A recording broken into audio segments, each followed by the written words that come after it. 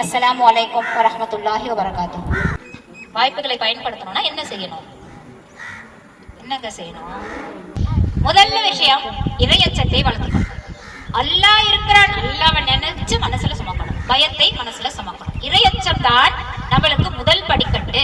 அல்லாஹ் சுப்ஹானஹு வ தஆலா குர்ஆன்ல என்ன சொல்றான்? யா அய்யுஹல்லதீன ஆமனூ, நீங்கள் உள்ளே நுழையும் போது, இந்த மார்க்கத்துக்குள்ள நுழையும் போது முழுசா நுழையுங்க, அறகுறையா நுழையாதீங்க.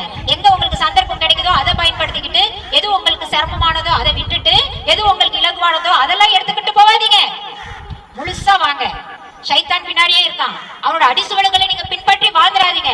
இறையச்சத்துடன் வாழ்ந்து மறுமையை சந்திக்க நீங்க தயாராகுங்க அப்படின்னு சொல்லி அல்லாஹ் சுப்ஹானஹு வ தஆலா திருக்குர்ஆன்ல சொல்லலாம். இரண்டாவது விஷயம் என்னன்னு பாத்தீங்கன்னா, முதல்ல ஃபர்லுகளை, அல்லாஹ் சொன்ன ஃபர்லுகளை நிறைவேற்றுங்க. முதல் இறையச்சத்தை கொண்டு வாங்க, ஃபர்லுகளை நிறைவேற்றுங்க. அப்புறம் வாதம் விவாதம் தர்க்கம், 8 ரக்காத்தா 20 ரக்காத்தா, இதை செய்யலாமா அதை செய்யலாமா பின்னாடி பார்ப்போம், அது போய்கிட்டே இருக்கட்டும்.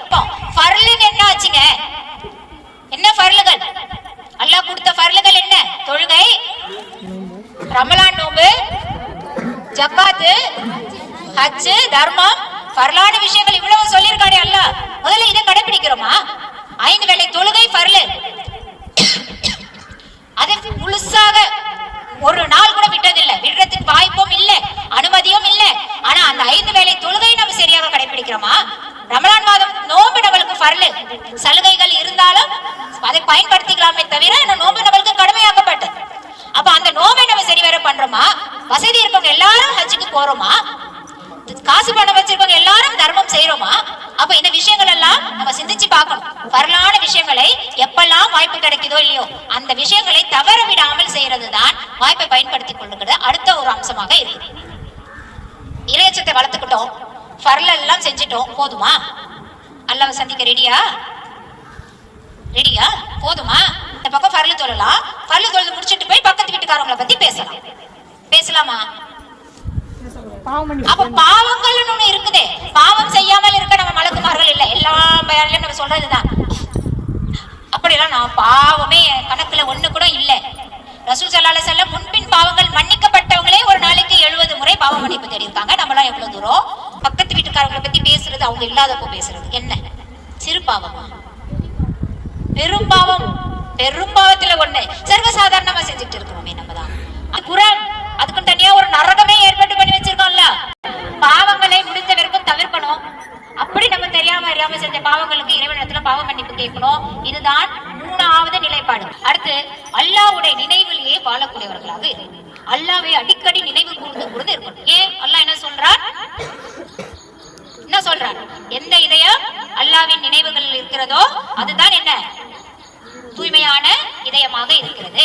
அப்ப என்ன செய்யணும்? நம்ம அந்த இதயத்தை அல்லாஹ்வின் நினைவு கூறுகின்ற இதயமாகவே மாத்திக்கணும். அல்லாஹ் இருக்கிறான், அல்லாஹ்க்கு திக்ர் செய்யணும், அல்லாஹ்க்கு நன்றி செலுத்தணும், அல்லாஹ்வை புகழணும், அல்லாஹ்விடத்துல துஆக்கள் செய்யணும். இப்படி அல்லாஹ்விடத்தில் என்று சொல்லி வாழக்கூடிய பக்குவத்தை நம்ம என்ன பண்ணணும்? அதே மாதிரி அல்லாஹ்வுடைய நினைவிலேயே வாழ்றோம்னா இன்னொரு விஷயமும் கடைபிடிக்கணும். அல்லாஹ் நம்மளை பாக்குறான். யார் பாக்குறனாலும் என்ன பாக்குறான்? அல்லாஹ் நம்மளை பாக்குறான். சின்னதா இங்க ஒரு பொருள் கிடக்கு, எடுத்துக்கலாமா? யார் பாக்குறான்? அல்லாஹ் பாக்குறான் இல்லையா? அப்ப அல்லாஹ் பாக்குறானே ஒரு விஷயத்தையும் நம்ம செய்யும் போது அது நம்மளுக்கு பாவங்கள்ல இருந்து நம்மளை தவிர்த்துடும், நன்மையின் பக்கம் நம்மளுக்கு எடுத்துக்கொண்டு. அதே போல பல நற்குணங்களை ரசூல் ஸல்லல்லாஹு அலைஹி வஸல்லம் தன்னோட நடைமுறைப்படுத்தியும் சொல்லியிருக்காங்க. அதே போல நிறைய விஷயங்களை கடைபிடித்து சொல்லியும் காட்டியிருக்காங்க. அந்த நற்குணங்களை நம்ம இடத்துல கொண்டு வரணும். இதுவும் வாய்ப்புகளை பயன்படுத்திக் கொள்ள ஒரு விஷயம். இன்னைக்கு காலமெல்லாம் முன்னாடி மாறி இல்லை, காலமெல்லாம் சுருங்கி போச்சு, மறுமை ரொம்ப நெருக்கமா ஆயிடுச்சு. இன்னமும் பயம் வரலன்னா எப்ப பயம் வரும்? சிறு அடையாளங்கள் எல்லாம் முடிஞ்சு போச்சு. முக்காவாசி இருக்கக்கூடிய பெரிய அடையாளங்கள் கொஞ்சம் நெஞ்சம் தான்.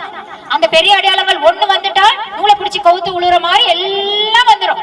அதுக்கப்புறம் வாய்ப்பெல்லாம் பாவ மன்னிப்புக்கு கிடைக்காது, வாய்ப்புகள் எல்லாம் அடைக்கப்பட்டு விடும். அப்படி ஒரு நிலைமை வர்றதுக்கு முன்னாடி வாய்ப்புகளை நம்ம என்ன செய்யணும்? அழகிய முறையில பயன்படுத்தி அந்த மறுமையோட வெற்றிக்காக நம்ம வாழணும். போன வருஷம் லாஸ் ஏஞ்சலஸ் அழிஞ்சிச்சு கொஞ்ச நேரத்துல இல்லையா? அல்லாஹ் அழிச்சா. இந்த வருஷம் வளைகுடாவெல்லாம் எரிஞ்சிட்டு இருக்கு. அடுத்த வருஷம் நோம்புல என்ன பண்ண போறோம்னு தெரியல.